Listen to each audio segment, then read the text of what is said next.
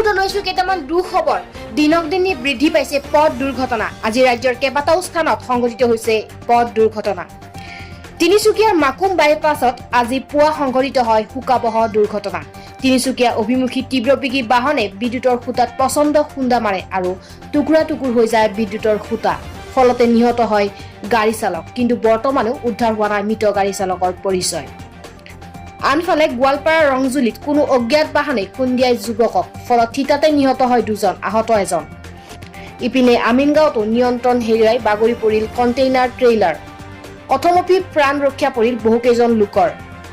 আজি দুলিয়াজানৰ নাওখলীয়া অভিমুখী আহি থকা অৱস্থাত নিয়ন্ত্ৰণ হেৰুৱাই পথৰ খাৱৈত বাগৰি পৰে থিতাতে মৃত্যু হয় বাইক আৰোহী জয় কিষাণ পানিকা